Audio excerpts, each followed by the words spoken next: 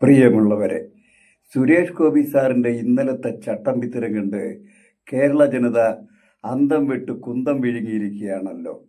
ഈ ജഗൽപൂർ സംഭവത്തെക്കുറിച്ച് ഇന്നലെ ചോദിക്കാനെത്തിയ പത്രക്കാരോടാണ് സുരേഷ് ഗോപി ആ ചട്ടമ്പിത്തരം കാണിച്ചത്.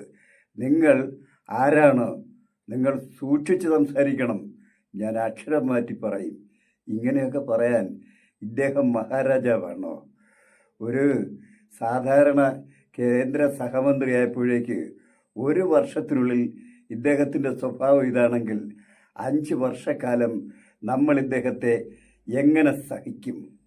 കേരളത്തിൽ നിന്ന് 100 കണക്കിന് എംപിമാരും കേന്ദ്രമന്ത്രിമാരും ക്യാബിനറ്റ് മന്ത്രിമാർ വരെയും നമുക്കുണ്ടായിട്ടുണ്ട്. അവരൊക്കെ പത്രക്കാരോടും നമ്മളോടുമൊക്കെ വളരെ എളിമയോടും മര്യാദയോടും മാത്രമാണ് പെരുമാറിയിട്ടുള്ളത്. പതിറ്റാണ്ടുകളുടെ പാർലമെന്റിയൻ പാരമ്പര്യമുള്ള ഹൈബി ഈഡനും കൊടിക്കുന്നിൽ സുരേഷുമൊക്കെ ഇന്നും ജനങ്ങളോട് വളരെ മര്യാദയായും എളിമയോടും പെരുമാറുന്നു. പക്ഷേ സുരേഷ് ഗോപിയെപ്പോലുള്ള ഈ ചട്ടമ്പിമാരൊക്കെ ഇങ്ങനെയാണ് പെരുമാറുന്നത്.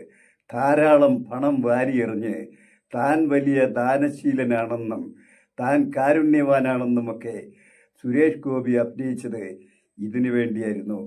മഹാനാകാനായിരുന്നു, മഹാരാജാവാകാനായിരുന്നു, തമ്പ്രാനാകാനായിരുന്നു. ചാതുർവർണ്ണ്യത്തിൻ്റെ തമ്പുരാൻ. എല്ലാ RSS BJP-കാരുടെയും മനസ്സിലിരിപ്പ് ഇത് തന്നെയാണ്. അവർ ഉത്തരേന്ത്യയിൽ അത് നടപ്പാക്കിക്കൊണ്ടിരിക്കുന്നു.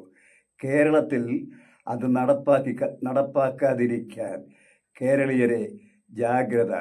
Goodbye.